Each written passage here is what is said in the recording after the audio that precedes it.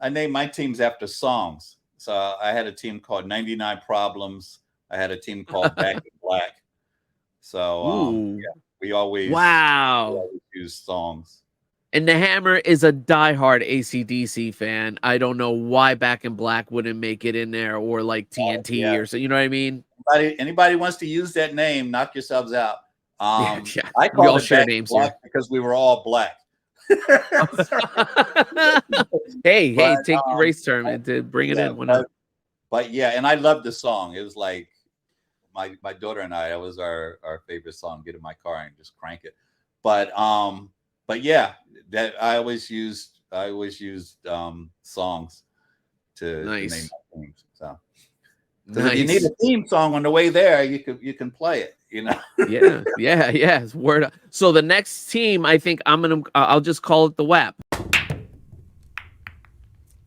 And welcome so much to Basic Billiards. I am Sith Lord Felix with the always amazing Bryan from FX Billiards. You missed a hell of a conversation that I can't talk to you about. So the best part of the show is in my head. How are you, Bryan? I'm doing good. How are you? Awesome, awesome. I know you were Uh, under the weather. Yeah, last week I caught like a bit of a cold. I couldn't even play the 9-ball tournament. I had to skip out on that.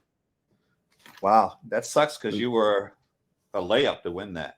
Easy win for me, right? So there's so some resident got it. Congratulations to him. I forgot who it was. But yeah, I think there's either a teams one coming up here, and I think there's the 8-ball tournament's going to be in a few months again anyway. You But know, in a way, it's good that you didn't play and didn't win because if you sweep all of these things, there's clearly no one in the development that's going to, be able to compete with you. So if you sweep all of these things, they might stop having them. You know, yeah, yeah, and also yeah, it cheapens the award. In my opinion, it's like each award you make is worth less. You know what I mean? Like yeah, the more you get them, it's like okay, all right, it's the same damn one.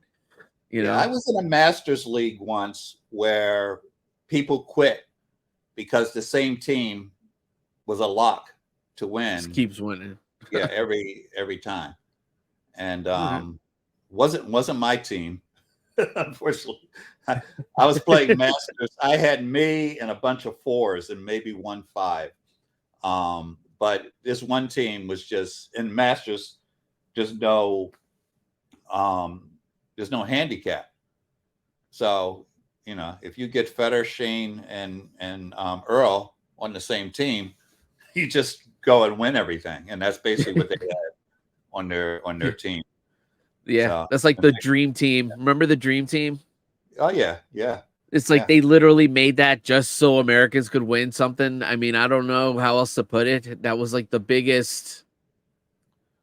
Well, it made sense that we did that in that for years we were sending college students to play professional players. Guys Yeah, in Russia and Germany and a lot of countries were getting paid.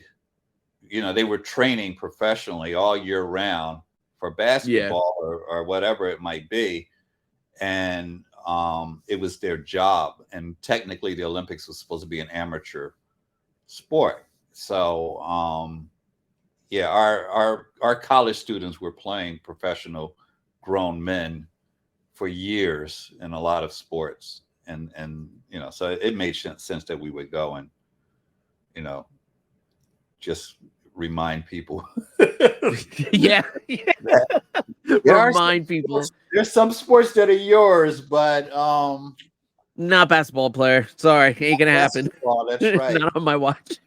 Yes, exactly. Yeah, yeah. And no, it's funny too because you bring that up like the whole. It was such a weird imbalance.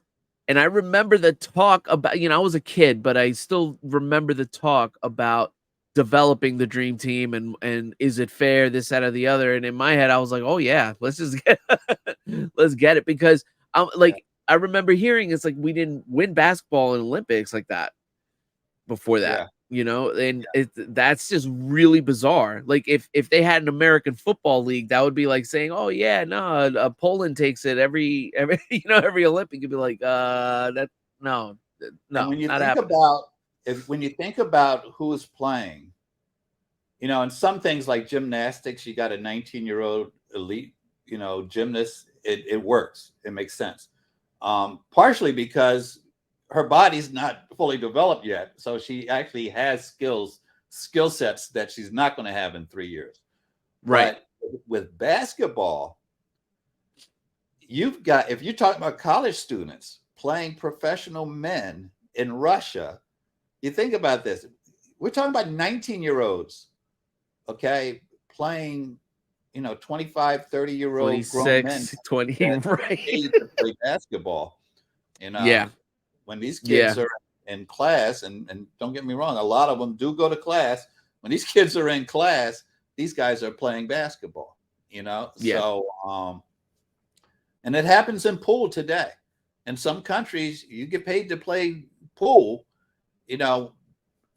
not just winning tournaments. In the US, you got to win or you have a sponsorship to get paid.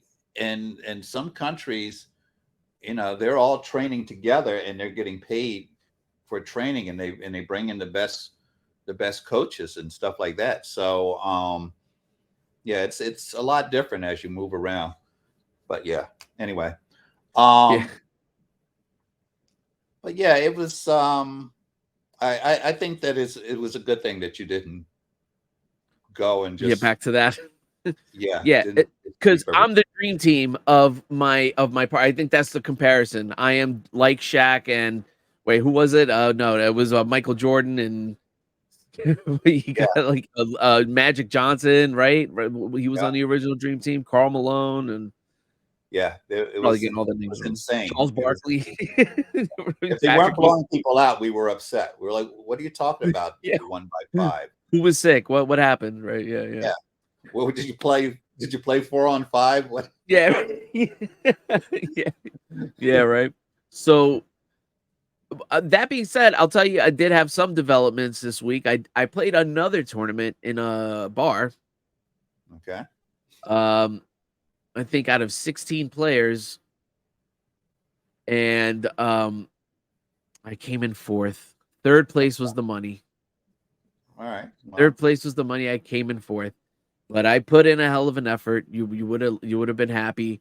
The 4th place, the loss came from this guy named Nelly. Shout out to Nelly, who just mopped the floor with me. He broke, or no, I broke. Nothing went in. He did a safety, left me garbage. So I tried to do something, nothing happened, and then he just ran those 8, and that was the game. That's I think one of the first times, or if not first time, in like, and I say this in quotes, professional play that's happened to me. Someone just straight ran 8 on me and just called it a day. But what was the format? You only played 1-game sets? it was a winner's bracket and a loser's bracket. Yeah, but how many games did you play? Okay, so in the winner's bracket is race to 2, or 2 wins takes it. Yeah. And if you make it to the loser's bracket, it's 1 game. And then so how was it? I made it to the loser's bracket, and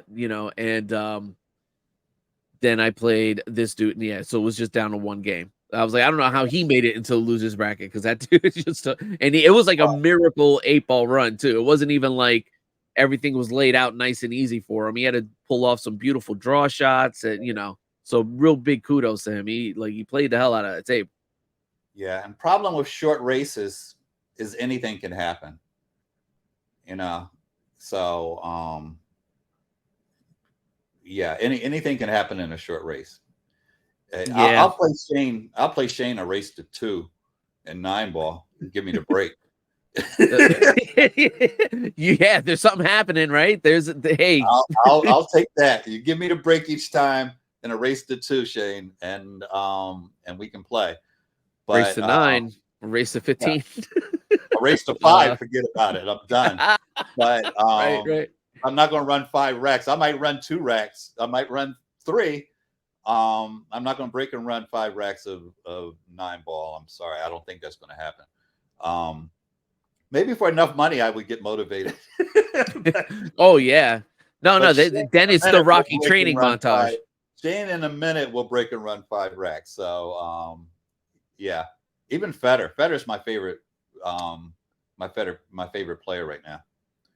That kid's going to be a legend. He's going to be unbelievable. And if he can stay healthy and they allow him to play, because he is Russian, and he's trying to get his green card. He's trying to get his green card. So there's a lot of things he can't play in. Ugh, lame.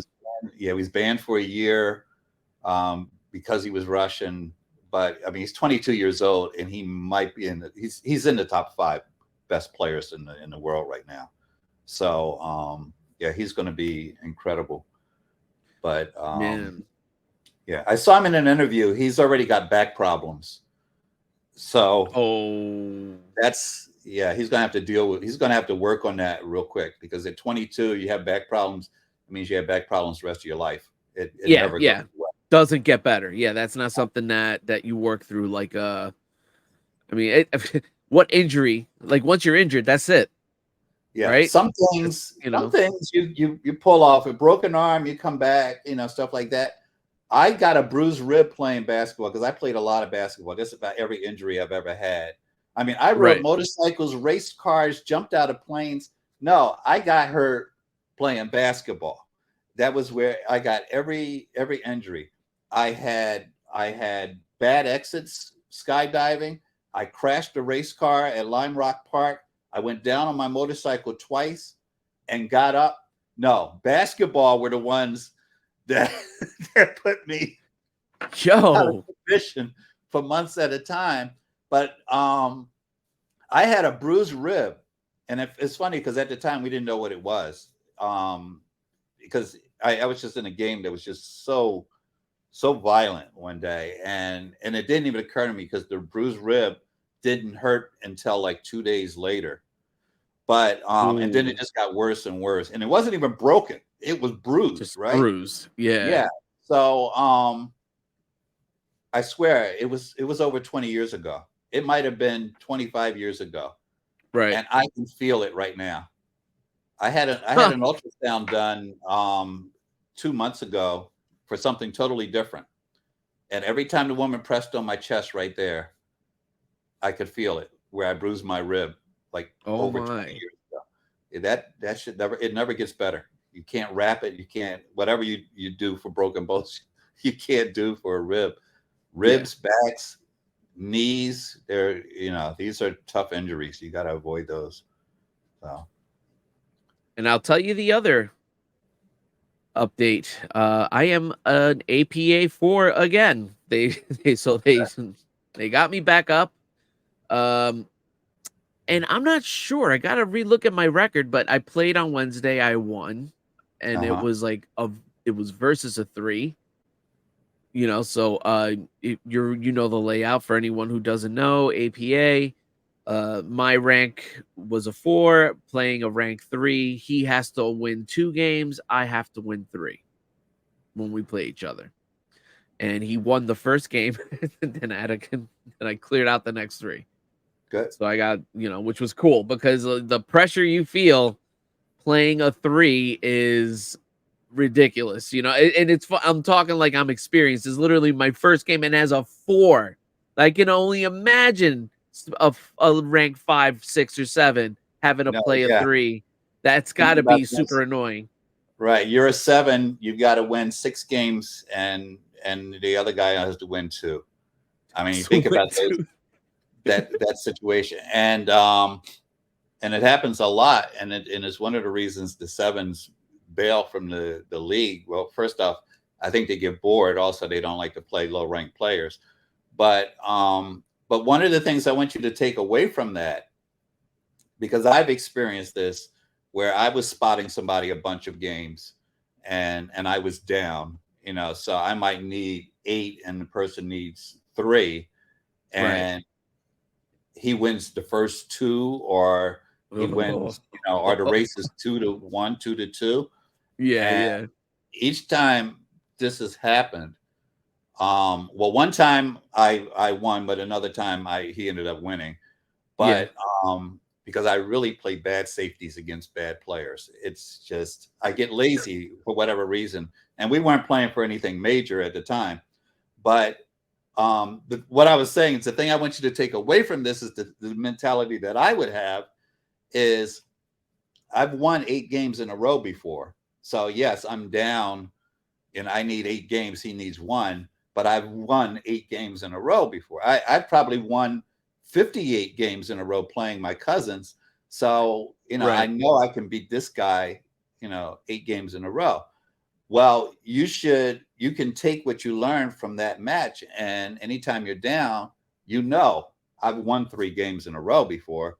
So, I think people can pull on that and know that, it's like, we probably talked about it before. It's like the coach of a football team going in, and this happens. He goes in the locker room. We're down 42-0, and he pulls out the newspaper clippings of when we came back from being down, 48 points or whatever the case was. Right. Just to remind people, we've been here, we've done this. It's not impossible. So I think that's a good thing to take along with you. Oh yeah. Oh yeah. And on the smaller scale of 4 versus a 3, again, I only have to win 3 games, but he only has to win 2. And he won the first game. Yeah, that type of big shout out to my team captain, the Hammer. He basically told me a 30-second version of what you just told me, because we're in play, so we know he doesn't have time. But yeah, he's like, listen, you got this. You've been here before. You can win these games. I've seen you play. Blah blah blah. All that good stuff. Then that's when you like dig deep, and you pull it off. So that was definitely cool. And we ended up winning the night. Our team won 9-5. So shout out to the Ball Busters, which I don't know why they picked that name, but hey, that's my team. Yeah. Actually, sure can we talk about that? Sure there's 30 APA teams around the country called Ball Busters. Ball Busters. Can we please get away from that? Yeah, I was like, I'd rather take a page out of DC or Washington, be like, can we just call ourselves the pool players or something? You know what I mean? Like, American pool team. I'd rather that than. Yeah, I've told stories about a pool hall called the Q and Cushion, and this was a hardcore, just pimps, drug dealers pool hall in Philadelphia, in Center City, Philadelphia. And I told a story about the Q and Cushion in a very public format, which is part of that thing we aren't talking about on the channel. But right now, at least right now, it'll be worth it when we do. Stay tuned. It occurred to me later, there's probably a dozen places around the country called the Q and Cushion. And I just hope that people realize that the one I'm talking about is in Philadelphia, and there were 2 in Philadelphia that weren't related to each other, called the Q and Cushion. So Q and Cushion. I mean, certain names, it's that parallel thinking. Yeah, it was like it was the Ball Busters, and again, I was like, okay, do we really want to go that? But I guess it's like they're all like sexual innuendos or like a play on balls, so it's like, which is, a little bit of both. So, thank God it wasn't that, like the Strokers. I'm like, okay, great. Yeah. Hey, Mom, guess what team I'm on? I named my teams after songs. So I had a team called 99 Problems. I had a team called Back in Black. So we always use songs. And the Hammer is a diehard AC/DC fan. I don't know why Back in Black wouldn't make it in there, or like TNT or so. You know what I mean? Anybody wants to use that name, knock yourselves out.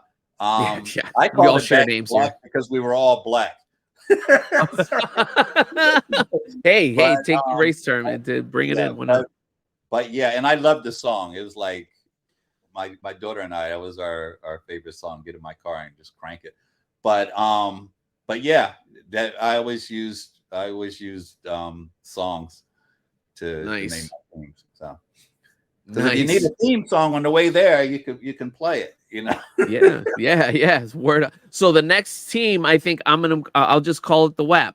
I think that works, right? The WAPs, the Pasco WAPs. Perfect theme song. Here we go. So, all right, without further ado, I'm light on clips, so it's awesome that we were able to actually talk about some other pool stuff. But I do have clips. I'm not short altogether. Right. Let's take a look. Let's see what we got here. So a lot of this is from yesterday. I'm gonna have to turn this down. There's not a lot.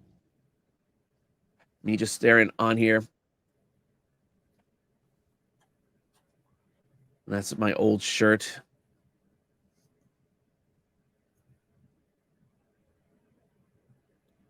Oops.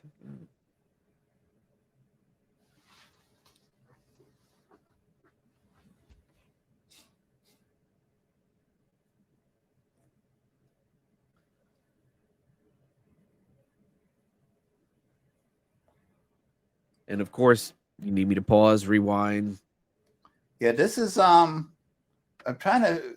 I mean, this is really a good short game example because you're. I mean, everything's at one end. It's almost like a skate pool rack. Well, overdrew that. Overdrew that every time. Every time. If you make a shorter bridge and take a shorter backstroke, it's a lot easier to shoot those short draw shots. I just always think about like when I try to make a short of me finally teaching myself how to draw the ball. This was before I got lessons from you, and I couldn't do it. It was just like a minute of me sped up, just trying to hit the ball low and not doing it. Just miscuing or just not low enough or whatever, and lots of stop shots. I'm like, you see me getting pissed. Well, what happens is, and I've said this before, when you finally do learn the proper stroke to shoot a draw shot, if you're hitting it with the same speed you were doing when you didn't have the proper stroke, then you tend to overdraw it. So if you make a shorter bridge and have a shorter stroke, that'll help. So this is working out pretty well here. This run here. But this was the mistake, I think. So this was this doesn't, I'm spoiler alert, my bad. But this was super good. I thought it was a really good run. It's not perfect, as you'll see, but I thought I worked through it pretty good, and it was almost, hey, there was something happening here, Yeah, you definitely. I guess the cue ball doesn't pass the 5, but considering the layout you had, it's not a bad run here. If it would have just drawn back an inch, I could have seen it. And that's a tough shot to draw that. Right. So actually, all right. So let me see if I can. All right. So like if it would have just been like up here, right? I can almost see it would have gone bing bang, and I would have probably had a shot over here. Automatic on the 8 ball. Yeah. Broke my heart. So you're trying to bank this? What are you doing with it? I'm missing it is what I'm doing. I was trying to make some magic happen, but I was gonna say you could try to bank it down table in the corner. You got a cross, but it's not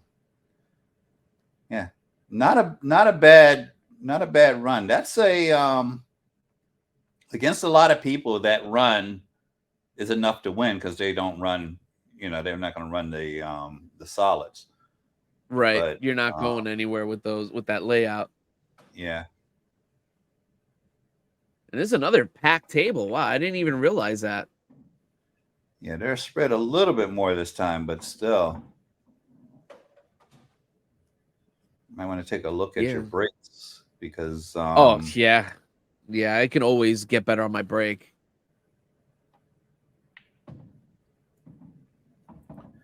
And do you know if they replaced the rails and they replaced the cloth? They 100% did. Yeah. Because this table specifically, they were hanging down. Okay. They were they were drooping. Yeah.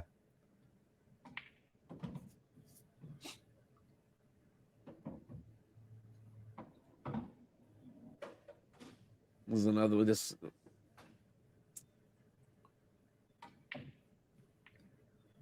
Good shot. Thank you. And I went for that. You saw that I wasn't like, Oh no, I got lucky. I know exactly what you were doing. It's a tight squeeze, but I figured even if I bumped into the one of the stripes, I might get a good bump, you know. Yeah, but you know what you should do That's in where I your fucked up videos. right there. If you have a shot like that bank, just point Yeah. at it. Just point at it on the so that everyone knows that's what you were going after. I know what you were going after on the bank, but just tap the pocket with your cue or something. You know, identify this is where I'm going, even though This is you where don't I'm have to going. call your Yes. shot. You know. Which I did not do. You sometimes I call it, but I for some reason super lazy. Yeah, no, this one is clearly where you're going. And your pocket, you have a big pocket too. You didn't use it, but you got caroms over there that if you're way off, one of those stripes could help you, but you didn't even need it. That was pretty Yeah. good. I always think it's funny when I aim for the carom and the ball goes straight in. Because I'm thinking the only way I can make it is to shoot a carom and then the ball goes straight in. Yeah. And sometimes it really screws me up because I didn't get the carom. So even this, I think I left myself like crap anyway. See, like I would have kissed at 8. I was trying to leave myself a shot on a 4 and all that stuff, but that was Here we go, another kind of full one, but a lot of these are failures. I but these are just for tips on what to do here. I was trying to break that cluster and I failed and missed terribly. That's okay. That's why you go for this stuff early. Yeah.